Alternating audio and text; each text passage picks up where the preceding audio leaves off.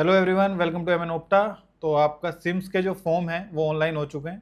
तो कैसे हम लोग वो फॉर्म भरेंगे और उसमें क्या क्या डिटेल हमें चाहिएगी, वो सारी चीज़ें हम लोग इस वीडियो में डिस्कस करेंगे। तो चलिए शुरू करते हैं।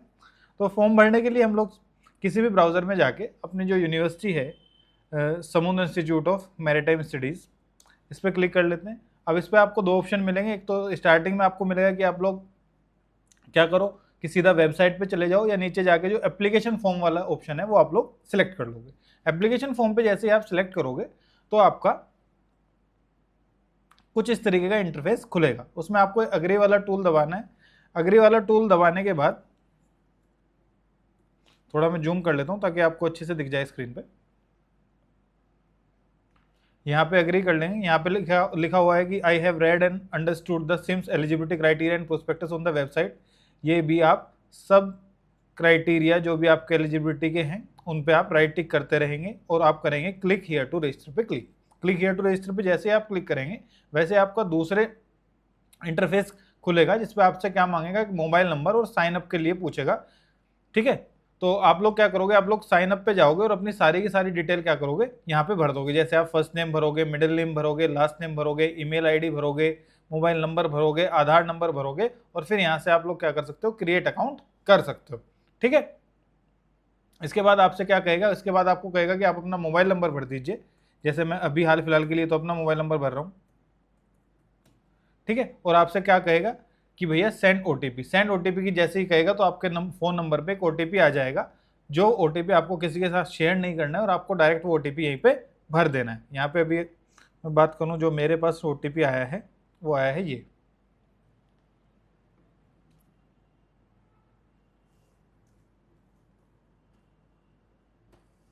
और सीधा आप यहाँ से कहाँ पे जा सकते हो, तो यहाँ पे जैसे आप क्लिक करोगे तो आपको आ जाएगा सिलेक्ट कोर्स। सिलेक्ट कोर्स में आप लोगों को क्लिक करना है डिप्लोमा इन नॉटिकल साइंस में। सिलेक्ट बैच की अगर बात करें तो यहाँ से आपके पास आएगा डीएनएस अगस्त 2026 यानी कि 2026।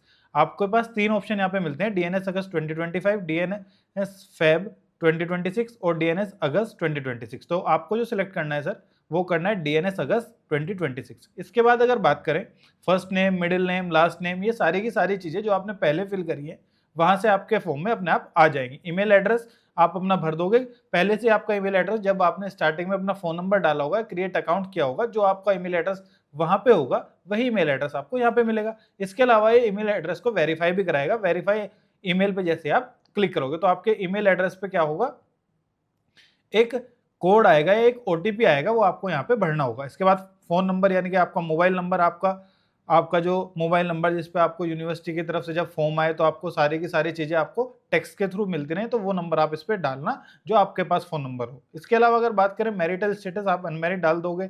हाईएस्ट क्वालिफिकेशन में मेरा सुझाव रहेगा आप 12th HSC डालना। रेजिडेंशियल एड्रेस आप अपना डाल दोगे। फादर नेम आप लोग डाल दोगे। इसके अलावा आप फादर या गार्जियन ऑक्यूपेशन आप डाल दोगे।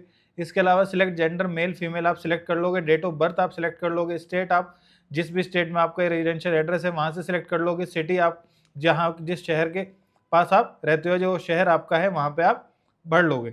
इसके अलावा बात करें कि एज जो भी होगी आपकी, ये खुद ब खुद कैलकुलेट करके आपको नीचे बता देगा, उसमें आपको भरने की जरूरत नहीं है। पेरेंट का आपका मोबाइल नंबर आप भर सकते हो। जोन आपका जो भी जोन से आप भरना चाह रहे हो या जिस जोन में आप पेपर देना चाह रहे हो वो जोन आप लोग सिलेक्ट कर दोगे। फिर यहाँ पे आप नीचे पिन भर दोगे। सिटीजनशिप में आप इंडियन डाल दोगे। फादर या गार्जियन की एनुअल इनकम में आपको क्या करना है कि आपको पूरे न्यूमेरिकल वैल्यू भरनी है। आपको ये नहीं भरना कि आप 5 लाख लिख दे, 4 लाख लिख दे या 60 लाख, 70 लाख ऐसा कुछ लिख दें। आप लोग क्या कर सकते हो, सीधी की सीधी न्यूमेरिक वैल्यू रखोगे। जैसे मान लिया आपके पास 5 लाख आपने क्या भरनी है, फादर की या गार्जियन की एनुअल इनकम भरनी है, तो आप लोग क्या करो, 5 के आपको 5 जीरो की आवश्यकता है लाख के लिए, तो 5 जीरो आप उसमें लगा दोगे। यहाँ से आप लोग क्या करोगे, नेक्स्ट के ऑप्शन पे जाओगे। नेक्स्ट का ऑप्शन जैसे ही जाओगे,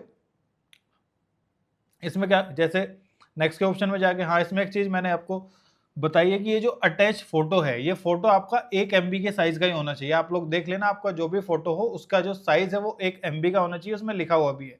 जैसे अभी अगर बात करें तो ईमेल एड्रेस पे एक जैसे ओटीपी आया होगा, वो ओटीपी भी हम लोगों को इसमें डालना है। तो अभी मेरे इसमें ईमेल एड्रेस पे जो ओटीपी आया है मैं आपको डाल के बता देता हूँ।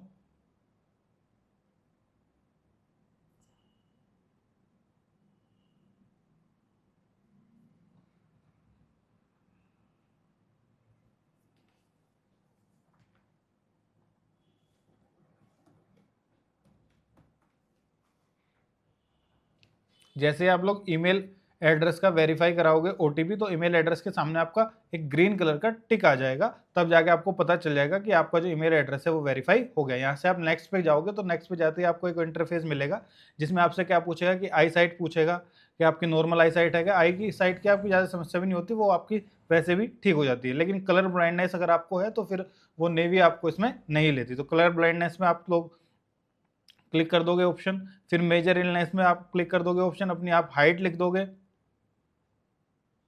जितनी आपकी हाइट होगी, और हाइट आपको सेंटीमीटर में फिल करनी है कि आपकी हाइट कितनी है, ठीक है। फिर आप अपना वेट क्लिक कर दोगे कि आपका वेट कितना है।